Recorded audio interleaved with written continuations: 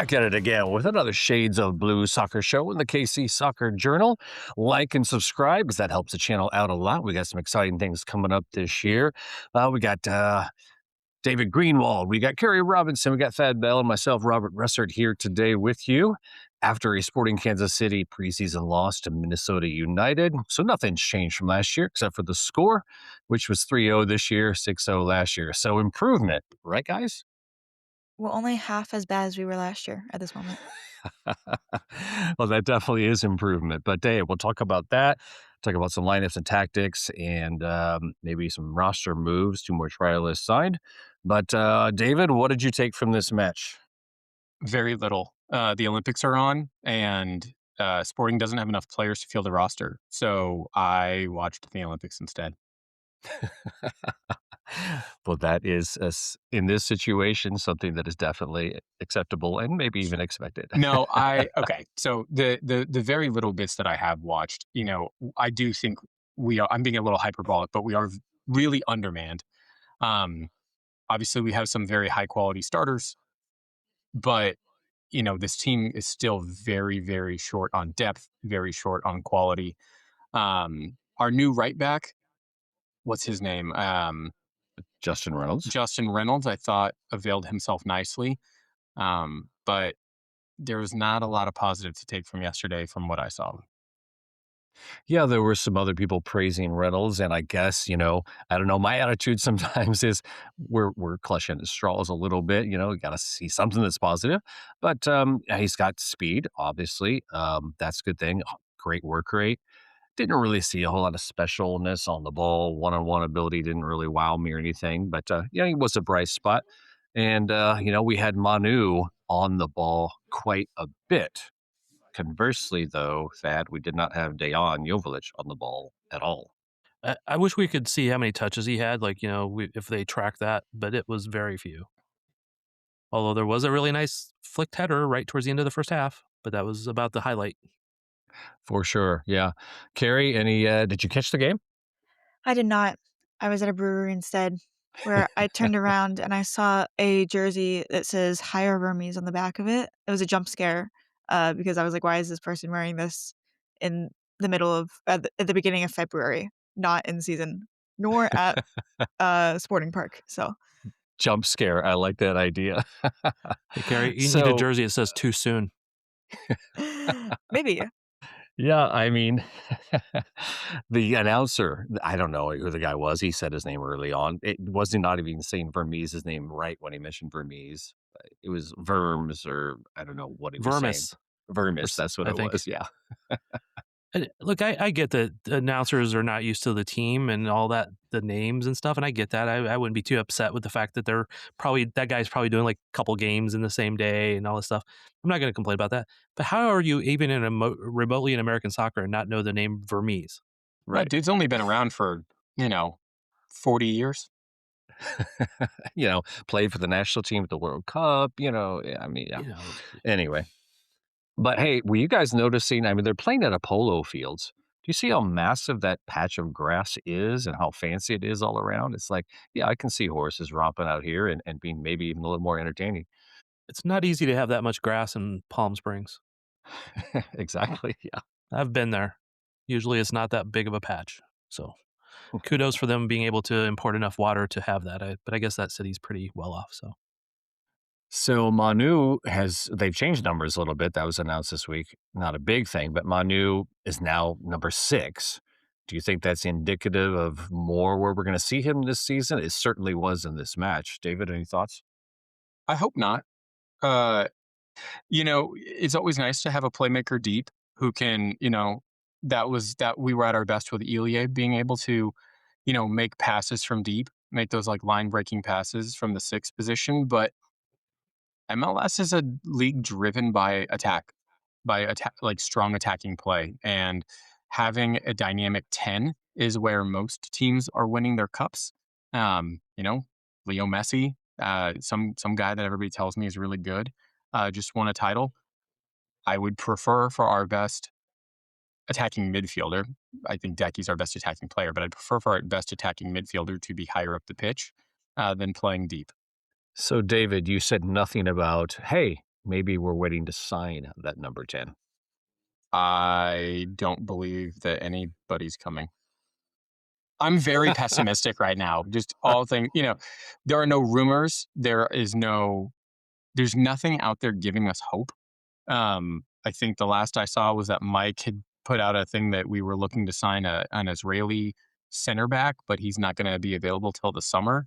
Um, who's this mythical number 10 you're talking about, Robert? Well, I'm hoping against hope too, but, we did sign a 15-year-old this past week. Thad, why don't you give us a rundown on that? Is he a hope for the future? Large hope? He's a hope for the future, that's for sure. He is a attacking mid is kind of his best role, I think, that they see him in, although he can play any of the attacking positions kind of thing. But he's 15, 6 foot tall, 170 pounds or 65 pounds or something like that. He's already got some size, so he's not gonna just be a weakling. He will still get some more muscles, hopefully more than Shallowy. Oh, I'm not going to let you talk about Daniel like that. Come on now. We used to talk about how much Daniel had to hit the weight room, and it never really happened. Although he's not as weak as some people used to joke about him. He's Um, wiry. yeah, he is. I agree. He's stronger than you would think. But anyway, Zamir, man, I think he's a hope for the future, but he's not a hope for this year. He's going to play for. They signed him to a hybrid contract, and they actually announced it that way. They've done this a lot of times in the past. We never know about it. Like, oh, you see, oh, player signed for SKC two, and then a year or two later, oh, they signed a homegrown contract. They probably already had that homegrown contract under wraps someplace. It's just like I think Chilla Chantret, I think Jake Davis might have been that way, and a couple other players that they signed that hybrid contract. Anyway, that's uh, they're going to announce that going forward, supposedly. Yeah, So I just, more transparency than you think from this regime? well, at least for that. Yeah. I mean, I know that some people don't really want to do more media stuff that's there now. So, like, David Yeah. Lee's not a do media guy. And it also seemed, I don't know, I got a bit of sense of that from, Raphael himself. He kinda made a side comment. But, yeah, so Carrie, did you engage this person at all that had this higher Vermees? And, do you have faith that we're gonna be signing any players anytime soon? I don't, and it sucks. I just don't. I mean, with the ZLR, coming in, it was very clear in the statement that do not expect him to make a first team appearance at all this year. Right, yeah, sure. Um, so, I mean, that almost feels more like yes, he's young, but that feels more like a defensive signing in the course of we know that he's had offers from, uh, Liga MX clubs. And, he doesn't wanna go, so it was kinda like a signing, like, we're just taking them from Liga MX at the moment, but outside of that, no hope. I am concerned, like David said, about, the number change with Manu? Manu. Yes, thank you. I was like I couldn't think of the name for a second. Because, like, that puts you with Jacob Bartlett and Jake Davis in the midfield, and sure, Jake Davis c in theory at the moment can do midfield, but is that his best position at the moment? Probably not. I err on the side of it's not. So you would say Jake Davis belongs at right back? Yes, and maybe that's also because our back line is just has been so historically bad that, he makes one good play and suddenly he's the best one on the back line. Okay, interesting take. Interesting take. Bartlett was also on the ball a fair amount yesterday. Kind of him and Manu were kind of rotating in the receiving from the back line and things like that. But Manu definitely had the vast majority of the touches. But attack wise, Daniel was Daniel. Shoppy was Shoppy. He played in some nice free kicks, nice corners. So well done there, Shoppy. He had one shot on goal that was just rather weak. But, I didn't see anything special out of this attacking lineup for sure. Our trialists that we signed, though, Thad, were more along the back line. How did you think? Did you think much of their performance yesterday? Uh, I know a lot of people have been very happy with Reed, and quite honestly, I was too for a lot of that. He was just very. getting forward, getting into the attack. So, I was pretty happy with that. He fast, wiry, aggressive, but he also was part of the problem with giving up a goal or two. So he fits right into Sporting KC over the last couple of years. I'd like to counter Carrie though. I still see Jake Davis as more of a better as a midfielder. You might see him as a defender because they're lacking defenders. Because I know, like, you can say that Sporting has a lot of midfielders right now, and they do, but two of them played on the back line yesterday, Basong and Davis. Um, I did. I don't love Manu being too far back, but I do. It was interesting to see like him and Bartlett out there together, like they were a pair. And if you looked, there was very little time where they were more than about 20 feet apart. Right. Bartlett was breaking up plays, giving it to Manu. Yeah. So, and he made a couple of good crosses, a couple of good passes, some good passes. Last year, I think he was always struggling with. He didn't want to go after the beginning of the year. At the beginning of the year he was going forward, but made a couple of really bad mistakes, as a young kid will do, right? And then all of a sudden he stopped going forward. Everything went to the side or back. Yesterday, I saw him at least going forward again. He still did a lot of stuff to the side and back, but that was to Manu, who could probably play it better than him. So I found that an interesting pair. I don't know if that's how they're going to go forward, but it was a interesting tactical change, I guess. And I liked seeing Bartlett having a little more confidence out there than I felt like sometimes he did last year.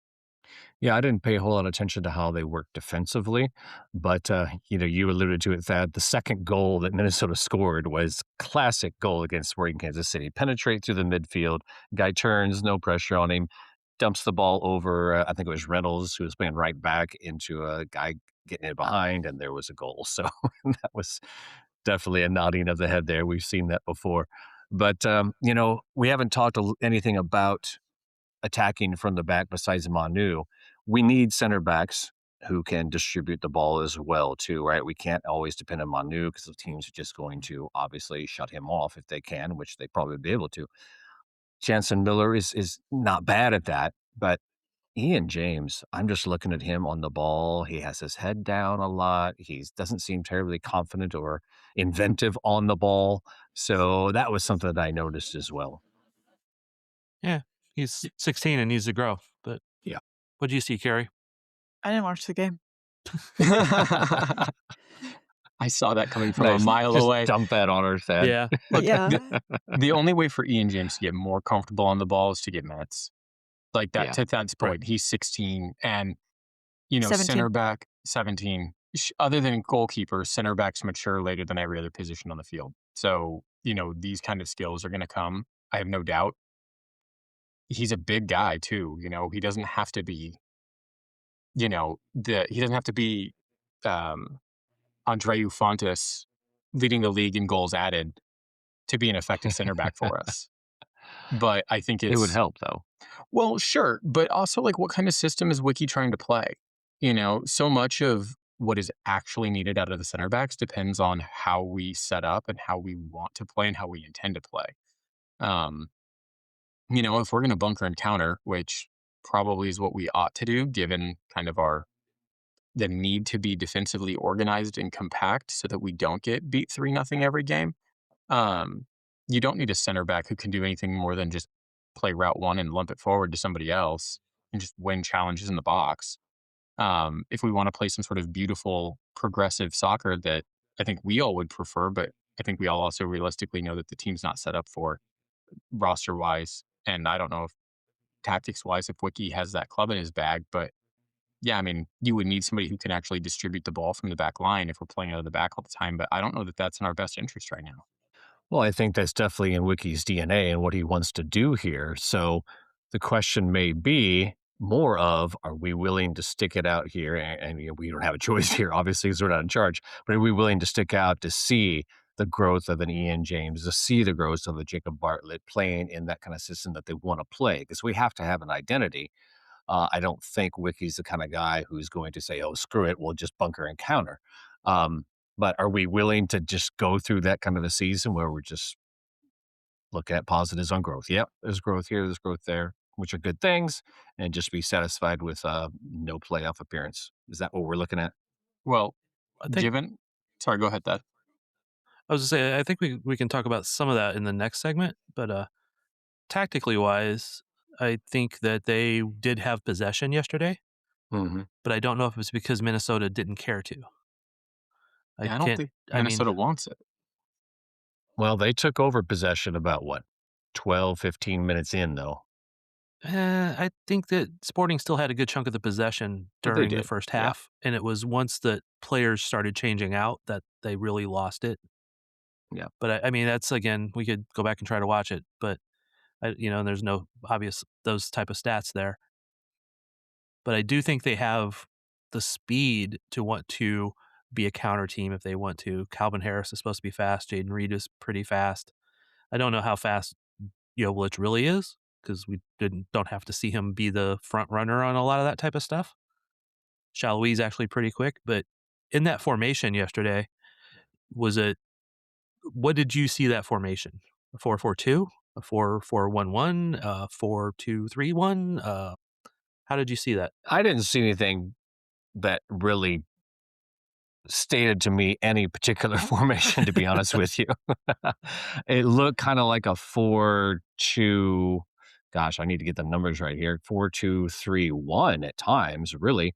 Yeah. Um, but Daniel was kinda also tucking in there with Dejan kinda in front of him or behind him, whatever you wanna say. So, yeah, I wasn't really too hung up on tactics. I was just more looking at, okay, what kinda style we play in, who can play that style? And going back to that, we talk about if you're gonna be a counterattack team and you gotta be able to counter no matter, that transition from offense to defense or defense to offense is for any club must be able to do that. It's not necessarily being fast physically, it's being fast mentally and being able to see the pass and to be able to see the run you need to make to take advantage of that. So, yeah, we do have a little extra speed, which is definitely not a downer, but, do we have Manu in that spot for that particular reason? You can see that space, and then can we get the other guys to make the runs that need to be made? Because the run initiates the pass, right? So we need guys making those runs, those smart runs, and the quicker they can do it, sure, that helps. Well, that's where I do feel like they did well at Manu. Is again, well is a very relative term. This is a team that lost 3-0, so I can't say they did a lot well. But I thought that they were seeing those runs, not connecting on all of them or not necessarily triggering on all of them. But I do think we're seeing the beginning of the Wiki way. Yeah, I think a lot of it was to the wings. Obviously, Shoppy and Reynolds were working together fairly well. I mean, it's all relative. But again, we didn't see Dejan touch the ball much. I don't remember Shallowy touching the ball a whole lot either. And Calvin Harris, I mean, where was he? This is a guy that I've been kind of looking at saying, okay, this guy's going to be a key piece to our puzzle. But where was he yesterday? Robert, I'm so sorry. I couldn't get past Thad saying the Wiki way and thinking about how that's our new merch drop and that Carrie's gonna have stickers and we're gonna get t-shirts and we really gotta get on, making some merch that has like Catalan Cafe and Wiki Way and I didn't hear words you said after Thad Look, said we Wiki Way. I'm so sorry. one win and we get WikiWay stickers. You think we can get him to say that in a press conference? The Wiki way, and then I can have the sound effect ready to go on the pod. I think we could do it at Off to Media see the Day. Wizards and the Wiki Way. That's a mouthful.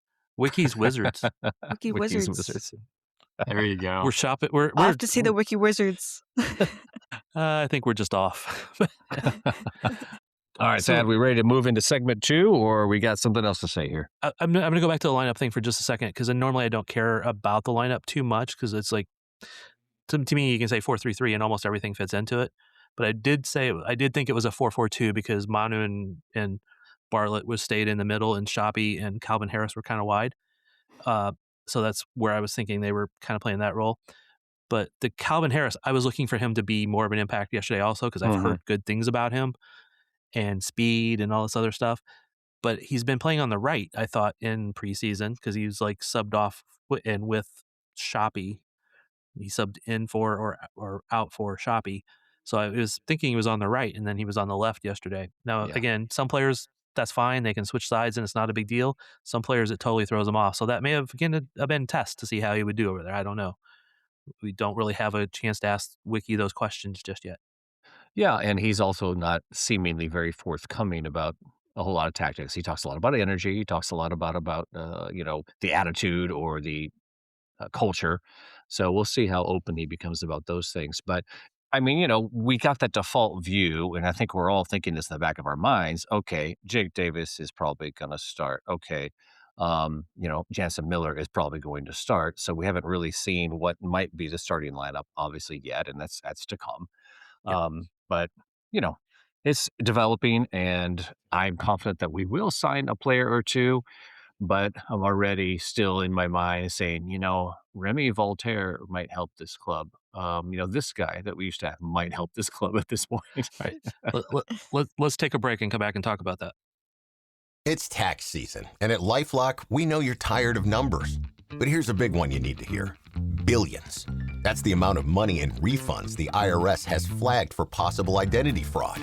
Now here's another big number, 100 million. That's how many data points LifeLock monitors every second. If your identity is stolen, we'll fix it guaranteed. One last big number, save up to 40% your first year. Visit lifelock.com/podcast for the threats you can't control. Terms apply. Hey, it's Jake Davis. You should listen to the Shades of Blue podcast. And we're back. Are we going to talk I know about we've Sonny talked- Mustavar now? I don't think we need to go that far back. I mean, there's a lot of players from last year that wouldn't be bad to help round out this team right now. The problem is, could you get them on a 1-year contract for an amount? It's not even a thought. But anyway, What's, it's fun to think what's about. Johnny Russell doing? I would Man, launch very good question. Chappie to the moon if for 1 year of Johnny Russell.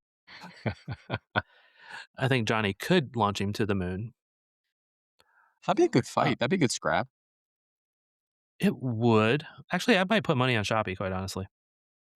So, okay. Sure. Segment 2 on our rundown, since we're talking about how the sausage is made, is talking about our patience, the club's patience, the fan base's patience with this process. And, Robert kind of alluded to this earlier a couple minutes ago about, do we have the patience to watch us go through growing pains with Ian James?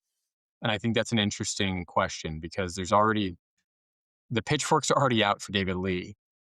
People are already asking for him to be fired. People are already punching on, the new organization, like the new ownership, the front office. We've had not one game yet, and everybody's, seemingly very angry. So I'm curious, Robert, since you're the one who brought this up, what are your thoughts on, how much patience should people be having with our roster build? I don't know. I'm going to address that immediately, David, because there's someone there near you that is, trying to be patient. She's struggling a little bit, I believe, though. My gremlin daughter just joined our podcast. This is Isabella, and she just got back from a birthday party and decided to come crash the pod. Well, welcome, Isabella. Hello. Probably can't And hear you. She's gone. Yep, she's gone. Okay. Does, There you go. does she have a reasoned and measured take on this whole segment? Yeah, how does she feel as a sporting fan? Bad. A lot of why does Daddy look at his phone and then curse all the time?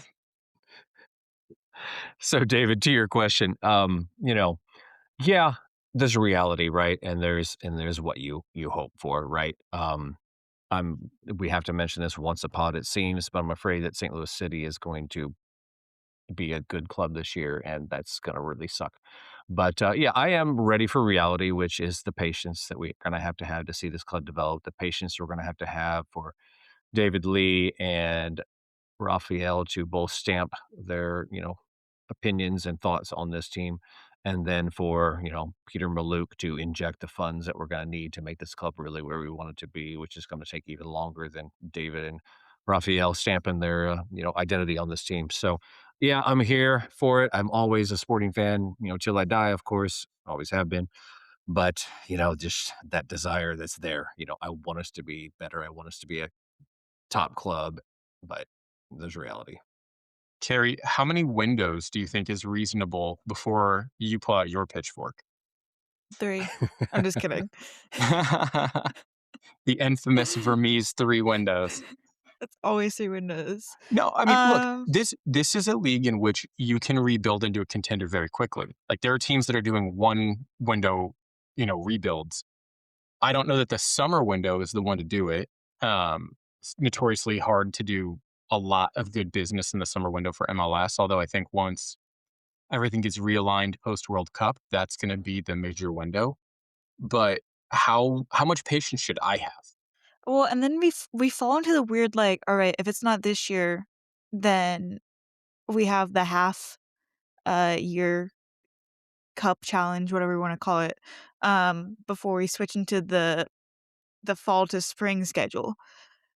And so, like, are we just, like, holding out until we get into the European calendar change? Or, like, should we expect something, should we have that asterisk next to us when we win that challenge cup? Well, I think that is the target, Carrie, in my mind, as far as when this is all going to come together, when they expect it to come together. But David, I'm going to fight back a little bit on what you said.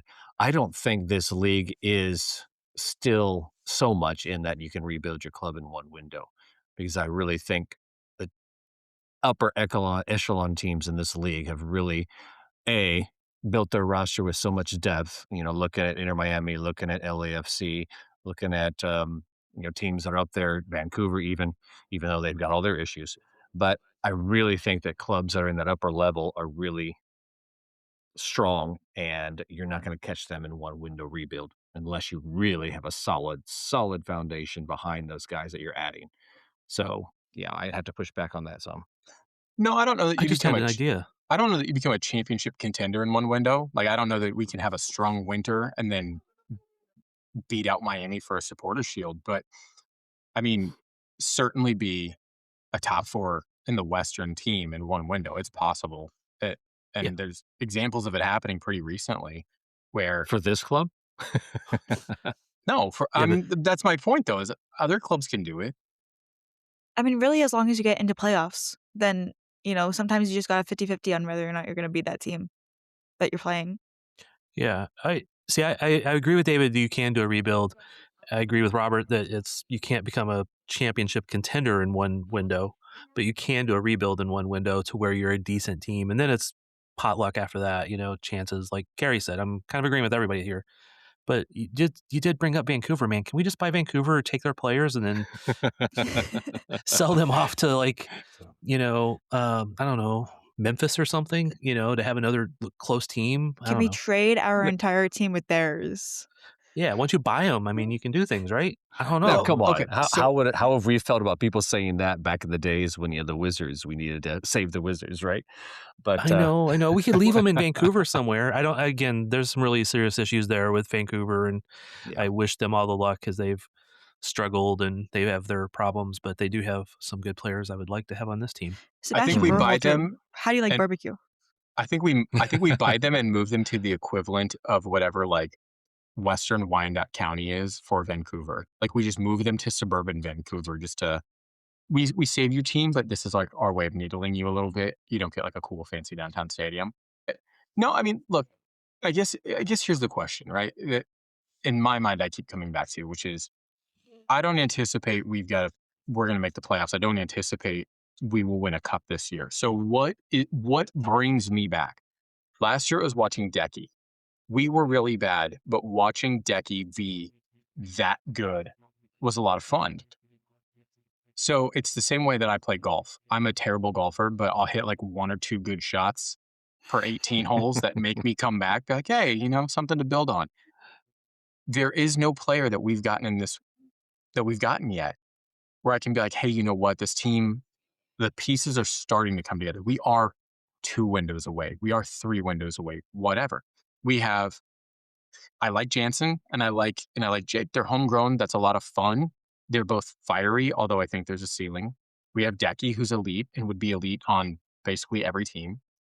Manu is a nice player, but like what is gonna bring me into the stadium as a fan if I'm not using my press pass? Like who's convincing me to buy a ticket? What's the point? And I guess that's my question is like how if you don't buy somebody and give me a reason to come, I'm not paying money to go watch Shappy play soccer. I'm just not. So when is it reasonable for me to say get somebody in here who can find the players to bring me to the stadium? because I'm willing to give David Lee this window for sure, and obviously the summer. But I mean, this is a pretty not great window so far. Shoppy's getting so many punches in this episode. I got thoughts. I got David, opinions. I got David, feelings.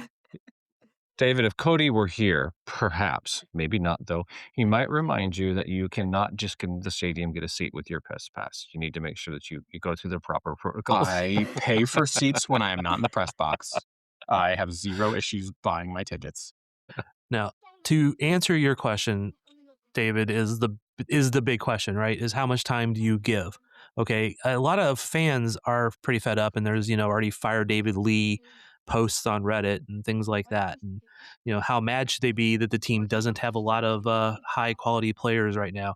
I think there's a lot of very reasonable irritation, and I don't think anybody with Sporting would tell you there shouldn't be. I do. Again, I've been labeled, I too much of an apologist for the team or whatever. But every time I've talked to David Lee, I've gotten a very good impression. Okay. I like the guy. I think he will do a good job. I think he came in with good anticipation of doing good things. And maybe he didn't realize how hard it would end up being. I've said this on many pods in different ways. When they fired Peter, they should have either done it before the 25 season, or I think they should have gave him a few more games, quite honestly. Either or, but not when they did. And what they did was they left it hung out like, okay, here's Carrie, and Carrie Zavagnin, not Carrie, official Gen Z person. Um, That's leftover from currently. I know, but I had to use it. So anyway, I do think they should have fired Peter either earlier or a little bit later, and it would have set a little bit different timeline. But because they left Carrie Zavagnin out there as the interim coach for so long, and then they went on this search for a new sporting director, GM, whatever term you want to use. And it took a long time. And then he comes in and it's like, oh, yeah, well, my first priority is to get a coach. And then players. Well, they got a coach. And it took a while. Again, there's a little defense I'm going to play for David Lee in this case. They didn't announce the coach, even though they had him under agreement for a little while, because they wanted to get him into country on a visitor visa and then get his P1 visa while he was here. If they announced him as hired while he was out of the country, he couldn't have been here until he got his P1 visa. So he could at least be here watching the team, not coaching, not doing official work. He could be having, some friendly chats, things sort of like that, but he couldn't be doing official work. But at least he was here to do those things. So there's a reason why he was not announced about 2 weeks earlier than he was. So I'm going to give him some kudos for being smart about that. Now, again, we've seen at least 2 flameouts on players, and those are not necessarily Sporting's fault, but they just look bad because they happened a couple of weeks apart, and they don't have a lot of players. If they'd got that left back from, was it Peru, wherever it was, he gives at least some help on the back line of a higher quality guy. There's all these little factors that went into this. I'm not saying that they shouldn't have done a little bit better, but we also don't know what still might be coming. But everything when I've talked to people inside Sporting, not on the record, because nobody's doing that right now. I shouldn't say nobody's doing that. Nobody's doing it about this. They feel confident that this team is actually better than last year's. I don't know that I agree with that, but they keep saying that. But they also keep saying, like, we're not going to buy players on bad contracts, which killed Sporting over the years, because like, oh, we need a winger, we need this, we need that, and then they get them, and they're not that good of a player. It especially killed them with center backs over a few years, Rosero, Fernandez. Okay, so I would almost rather go into the season with a very short roster and maybe picking up a couple of USL guys or something just to flush it out a little bit, so you have enough players. Because if you end up with an injury, they're up a shit creek right now with a couple positions, right? So as long as they get some in, and then you get the summer window, and I know traditionally Sporting sucks in getting players in that make an impact in the summer window. 2 differences this year is, one, it's David Lee and not Peter Vermees. All credit to everything that Peter Vermees did. This is a different way of looking at things. And 2, the summer window this year is really big because of the World Cup and all this other stuff, and players may be wanting to move. Um, but it's also different in that it comes at an earlier time in the schedule, and a lot of the schedule is backloaded. So previously, I remember like last year, I think it was, when the window opened, Sporting only had like 11 games left in the season when when the window opened, and then they couldn't get in help anyway. But this year it's going to be more like 16 games, so there's still a lot of more games that there can be an impact, and it can also be planned out better because you have a guy who's more familiar with this, and you're desperately not desperately, but you're definitively needing to fill certain positions. I think that can be planned out better. And then also in this thing is previously under Peter, again, all credit to everything he did, the scouting department kept getting smaller, not bigger. The analytics department not didn't exist. So a positive, again, not that it makes a difference on the field, but they have hired like video analysts over the last month to do certain things. This is building up an entire department, building up all that back stuff. So right now, again, I've said this on the pod before, and people will think I'm just defending them, but David Lee, Mike Burns, Jacob Peterson, that's the entire staff for doing all of this. Now, that doesn't mean they shouldn't or couldn't have gotten some more people, but it is definitely a factor in why they have not gotten more people. And that is not their fault. That is the people before them's fault. And you can say that maybe ownership should have done certain things differently. I completely agree. But where we sit now, I'm not going to blame David Lee. I'm going to at least give him through the end of this season, the next window into that, before I would be really even mad. I want to see what he does this window and the summer window to see what they bring in and how that changes. So Thad, David, Carrie, I don't know what the percentage is. Okay, we are fans of a different ilk, right? We love our club. We're going to come out to games because we love the sport, and there are fans out there who love the sport, no doubt.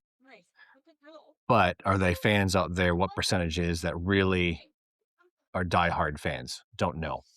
The other percentage of people are, hey, they haven't signed anybody. I don't see any reason to come out. So yes, they do need to sign somebody that's going to get the attention of some people to get them out and, kind of start bringing back that fan base. I don't know when that's going to happen. Maybe after the World Cup, because we're going to get that exposure during the World Cup with 4 base teams here, 6 matches here, quarterfinal. Kansas City is going to be in people's minds. It may cost more, whatever players we get because of the World Cup bump, but I think that's what we need is a player that's going to raise eyebrows and get people into the stadium that are in that percentage of people who are like, okay, I like soccer, I like sporting, but I'm not into what's going on right now. Yeah. And I can fully understand that people are not motivated right now. I get that. I'm not trying to make them motivated. I am trying Yeah, to just give the context of why sure. the problems are existing.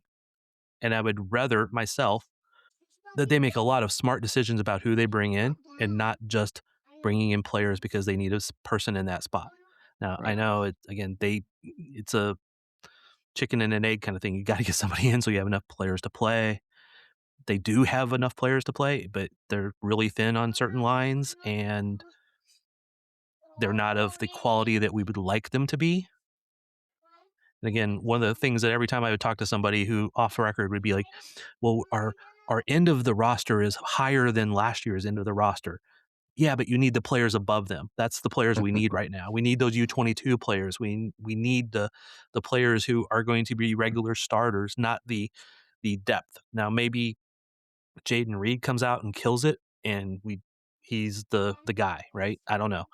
Uh, the the left back that they brought in, maybe he's the guy. I'm not totally convinced on any of the center backs right now as being the regular starter, except for getting Ian James a ton of experience and Jansen Miller some more experience. Wyatt Meyer didn't impress me yesterday, but again, there's a lot of factors to that. I need to watch And people one more than one game. So one thing I'll just add to that, and Thad again alluded to it, but the way the ownership transition has gone, and some of that's been out of their control too, um, has obviously held back player acquisition and that process as well. yes, and I really expect that Peter Maluk will invest money after the summer window. Not necessarily in the summer window, because I think they have plenty of money to invest players in the summer window. But I think you'll be looking at the next windows that he will really invest money. And then you'll be seeing maybe big splashy signings. Maybe not. I mean, it's even if you're throwing money at a team, you still want them to make smart decisions, not just splashy decisions. Yeah. I mean, we just saw, Minnesota sign with James. Rodriguez. Yes. Like, and that's only Excuse me, it's pronounced James. James Yes. Rodriguez. Carrie doesn't remember the 2014 World Cup where he went crazy. Was it 2014? Believe so. Yeah, Carrie, you were 2014 was my first World Cup. how old were you in 2014? I don't know, probably elementary school still, Okay. maybe? Like 12? James Yeah. Rodriguez. I'm not gonna let you disrespect him and call him Yeah. James. Middle school. Okay, sorry. But, like, my apologies. Um, but, like, we just saw Minnesota signed him for up until I mean, he's not a DP, but it's a very short term up until the World Cup. I'd rather have players that are here for a longer amount of time that can make a better or that can make a long-term impact Yeah. than have a splashy signing for 2, 3 months. That takes away from other people becoming better because he's taking a spot. Exactly. And that's because I've seen that with a lot of teams where, oh, we're going to get this guy for 3 months, and they actually make the team worse in the long run, in my opinion, than better. But unless you're signing them just for the last couple months of a season, and you got to need a goal scorer, that kind of thing. But still, Yeah, Rodriguez is not the type of guy that Sporting needs at this moment, clearly. no, Yeah. but he would make a splash. So are fans justified to be mad right now? Vote yes, no. I think if Yes. fans understand the process that's happening and they understand it takes time for this transition and when they were all fire Vermees, they had to understand that it was going to be a painful transition, then I don't think they should be mad. I think they should just be tad irritated. David? I think to your point that you made earlier, a lot of the things that they're doing is trying to build infrastructure behind the scenes. And that's vital and crucial if we want to be successful moving forward, but is also not stuff that puts butts in seats and gets people excited. Nobody ever has ever seen an analyst get signed or a statistician get signed and said, "Oh, hell yeah, club's going to the next level." They want to see Yeah. players. So I am not at a point where I obviously want David Lee out. I'm a believer that Lee's going to get things turned around for us. I'm super excited for the Maluk era of ownership. Um, so I am optimistic in those regards, but I do think I understand the frustration for the average fan of, we were bad last year, we've been bad for a while, and it doesn't on paper, on its surface, look like we're doing anything to improve. And so, other than Harry Potter night, why am I coming to the stadium? Uh, Millennials. Star Wars bobblehead, I think. Also not coming. Well, yeah, Star Wars night and Harry Potter night. Other than that, so I get why people are frustrated. I don't think it's fair to be done with David Lee already. For sure. Yeah. Carrie, I think I talked over you earlier. What was your thought? No, I mean, either yes or no on the people being mad, I would just say yes, only because it's like, we get notifications that Sporting Casey posted something, and it's like, "Great, Stephen Afrifa changed his number. Amazing." Yeah. And to answer my own question, do the fans have a right to be mad? Yes. Do I hope that they are logical and understand the process while they're mad? I hope so. Considering this world, I don't always think that that's possible, but I would like to say just be a little more patient. Wait till I know it sucks right now, and I'll still be out there whether I was media or just using my season tickets. I'd still be out there. I think there will be something to make it worthwhile at the end of this. I mean, you can't talk one end of your mouth and bitch about Inter Miami buying all these players, blah, blah, blah. Because, when you're doing that, you're secretly wishing it was your club, right? And then, on the other hand, complain about your club trying to build a foundation that's going to last. And, the question that's really in the back of my mind is, does this whole situation kind of sour the Vermees legacy with this club? Because so much was left undone, if you will, that the new regime has to do so much. I Perhaps, but I think you also tarnish the Illig legacy because they left it Yeah, in right. that regard also. Yes. I don't like to say that it would tarnish Peter's legacy because he did so much, Mhm. and almost nobody in sports quits when everything is wonderful and rosy and everything is Right. remembered well. Almost everybody quits when they're fired or mutually agreed to part ways. So, all right. I think we can. Or do we have anything else to discuss around this right now? I mean, I was just thinking we could take another break and move to the segment 3. and cover the rest of what we got to do plus a game. All right, we'll be right back. And we're back. Sporting played the preseason game down at Coachella Valley Invitational that we saw yesterday through the live stream of the wonderful camera work, which I don't know if it was automated or there was a real person. But anyway, Kansas City Current played a scrimmage yesterday also, and they have also, again, played it in secret, not told anybody, not told a score. We don't know if they scored. We don't know if they got a goal. We don't know who played. I just greatly appreciate that coverage. So We don't know if Temple watched in a wheelchair from the sideline. We don't know. no. Uh, I will say it did seem like maybe Michelle Cooper was dressed. Maybe they just had her just in case, but that was if you zoomed in on a photo, you saw her wearing what everyone else was wearing and not what like Alana Cook was wearing. So, you got your injured and you got the rest of the team and she was closer to wearing what the rest of the team was wearing.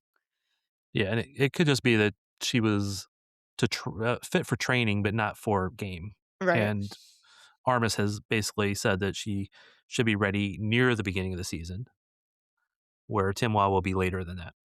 The other news this week, besides Sporting signing 2 trialists, a homegrown player in Zamir, ZLR, they also officially were able to announce that Argentina will be training at Sporting's training center, which will officially be Sporting KC Training Center, center spelled CENTRE. So the European version of center, the British version of center, I guess.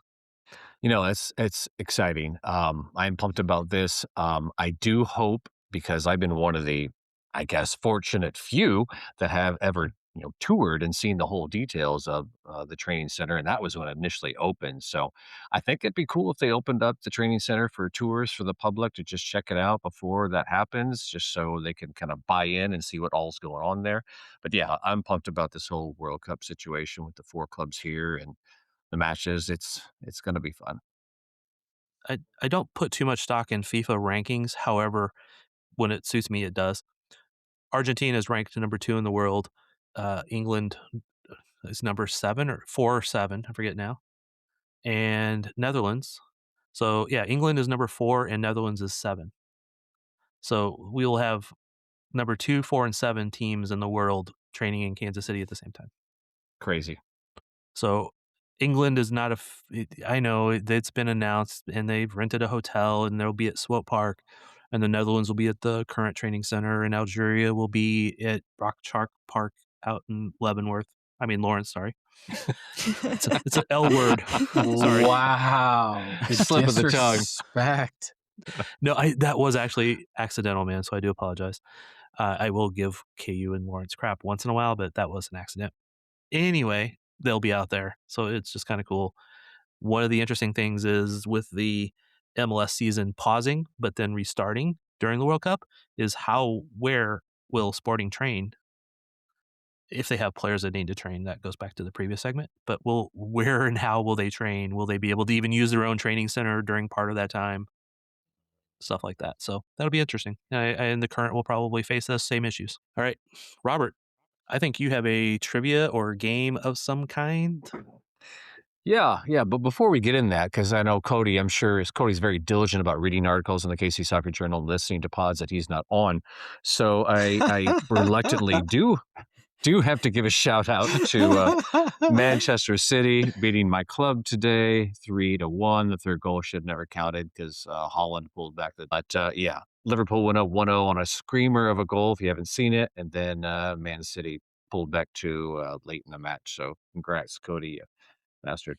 Anyway, so yeah, I have some World Cup trivia. Thanks to the World Cup volunteer organizers, we had a gathering to just notify the culmination of interviews for volunteers, and they had some World Cup trivia there, so I'm stealing it from them. So I'm pulling out the best parts. Some of the questions are like a multiple choice, but I'm not going to give you guys the multiple choice options unless I'm feeling nice.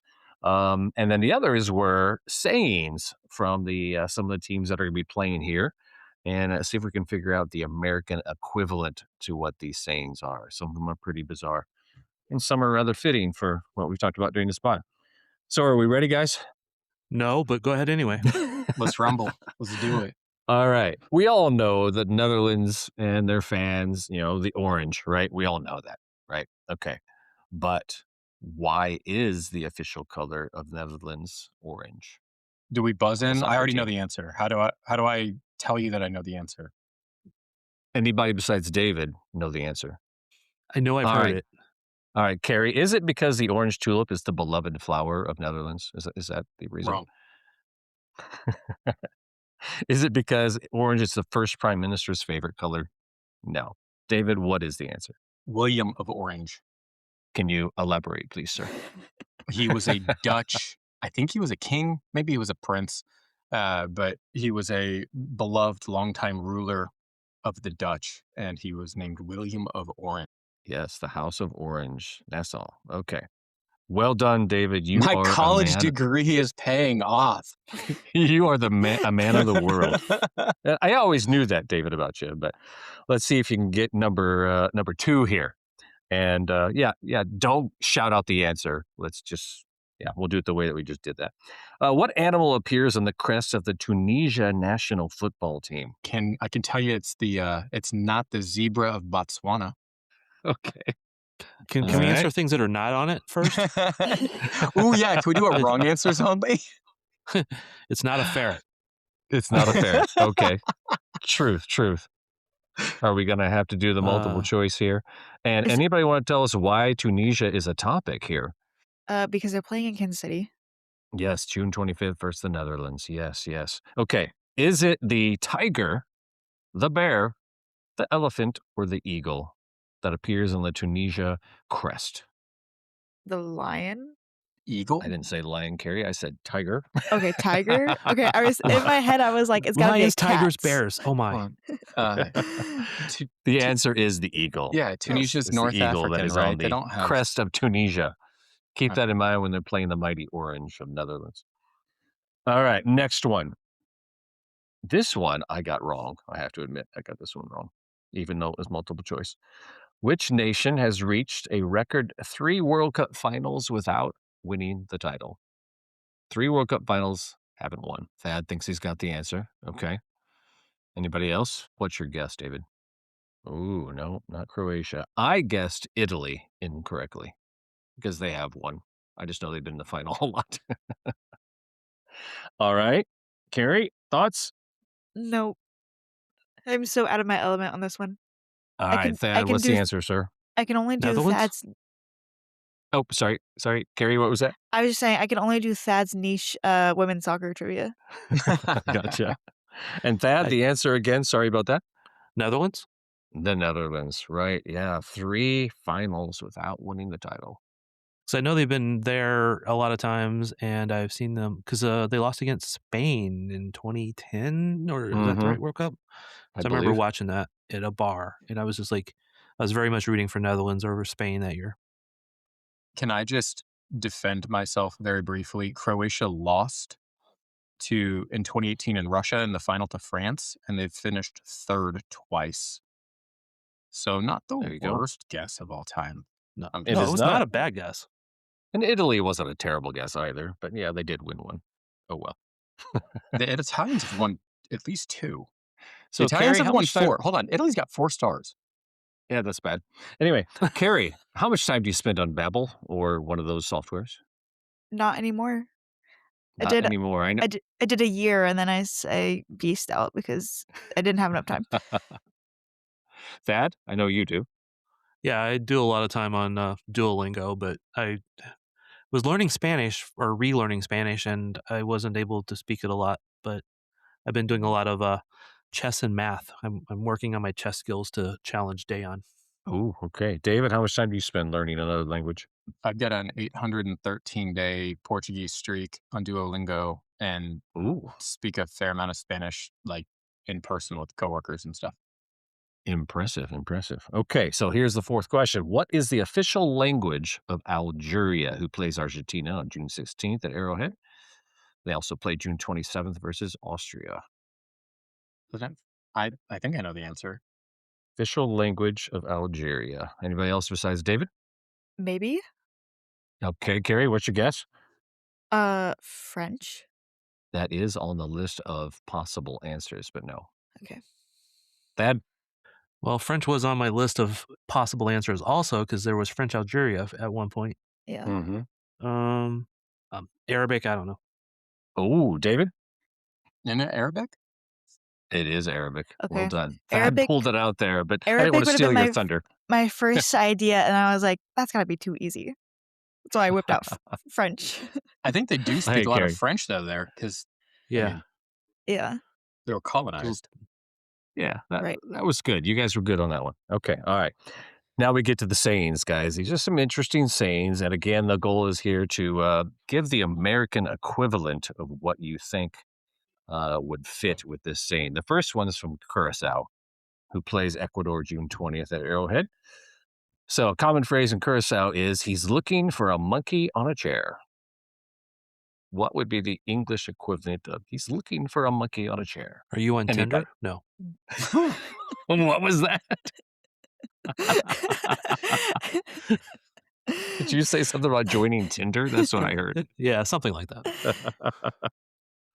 Oh, Like Just needle shout in out if you have a guess on these. like needle in a haystack? Okay, that seems logical. that's a good one. Not the answer, but seems logical. It was not so good one. David, I got nothing. making a mountain out of a molehill. Basically, finding a problem where there isn't one. Looking Okay. for a monkey on a chair. Why is a monkey on a chair a problem? If it's your chair. It's a problem if you're the chair, yes. Then bonus monkey. I mean, that seems like a good problem to have. All right. Austria also plays here against Algeria June 27th at Arrowhead. A common phrase in Austria. Now we have the salad. What might that mean in English? Now we have the salad. Beginning of the end? Ooh, okay. You're hitting the right idea anyway. Like, Carrie? like now the show starts? Okay. David? All I can think of is Jeff Goldblum in Jurassic Park going, and there it is. Ready to rumble? No. So, Thad, you were fairly close with your response, kind of like, there's an issue.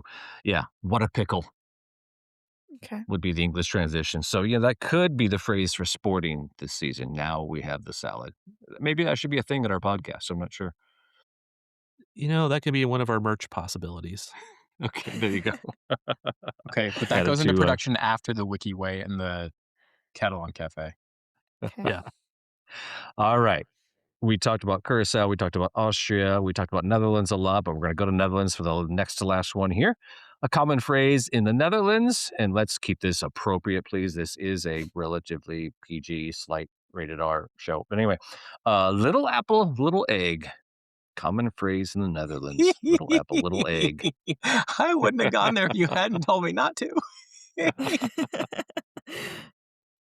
That is so David. Like, put the thought in his mind and he's going to go dirty. That is thinking hard. Carrie's over there going through a number of possibilities in her head, trying to pick one. Can you say it in their native language? I'm sure I'll get it better. Can you say it with an accent? Me? No, sorry. David? Little apple, little egg accent? Little apple, little egg. Does this have anything to do with marijuana? No, sir. Okay, then I got nothing. Carrie? I don't know, something little problems.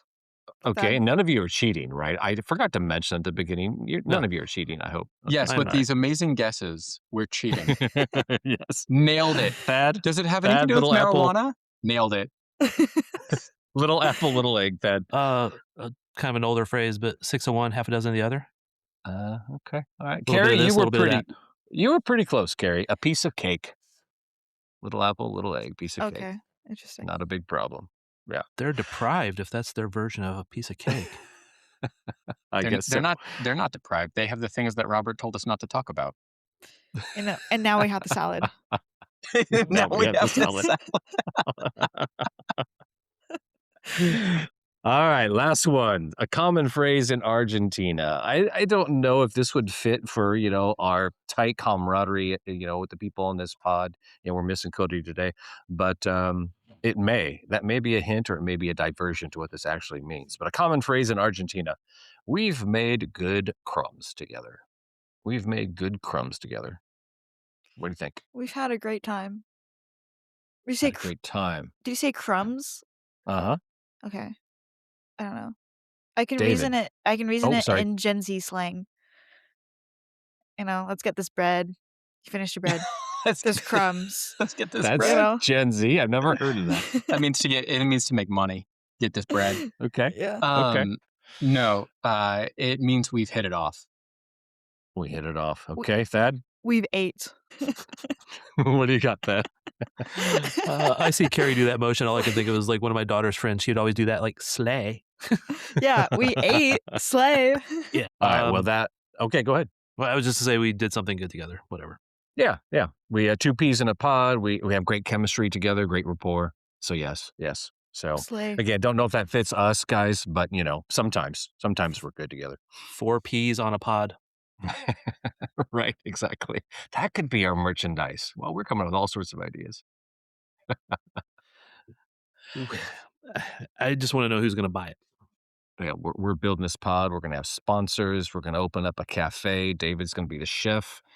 We're going to cook it this year, even if Sporting does it on the field. That's our goal. Wait, David's We'll be the the chef? reason. We will be the reason people come to the stadium. Okay. So for what it's worth, I do make very good paella. And could make all of the Catalan tapas that would be needed. I have a question, which is how mad will Robo and Patrick be if I show up in a Wiki Way branded T-shirt to a press conference? Just wear a jacket over it.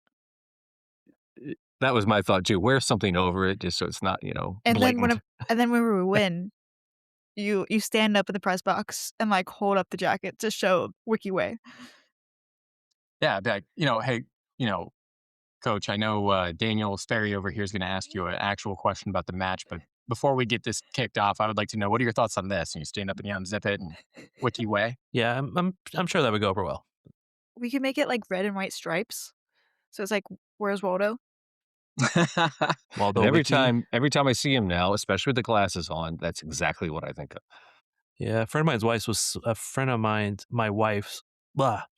She was so mad when I said he looked like Waldo because it ruined it for her. I mean, those shirts would blend in with the new U.S. national team kit. So, you could probably confuse everybody for a couple seconds. You could try to take off the patch, like the USA patch, and try to sew on a Sporting patch. And then the jersey back says Wiki Way. You just got to figure out Wiki's favorite number. We got so many plans, guys. So many plans. We do. All right. All right, Thad. Cody usually goes to use for something prophetic, but I'm just, we're just going to let you just close this out and you make the choice who gets to speak last today. Well, I am usually the more optimistic one. I think David needs to speak. He hasn't been around as much lately. Okay. Yes. Do you want something prophetic or not prophetic or what? This is almost free reign, man, but you got like 30 seconds. So don't give us a long soliloquy. Okay. Everybody should tune into Peacock and watch U.S. Olympic curling because it's delightful. And the couple for the U.S. in mixed doubles have the same name. They're married. They're both named Corey. And I think that's funny. And as far as Sporting's concerned, it is always darkest before the dawn. Robert, any other last words? Sporting! Carrie, Sporting! we're out. Give me beer or whiskey, wine or gin, anything to shake this mood I'm in. My football team's got me drinking.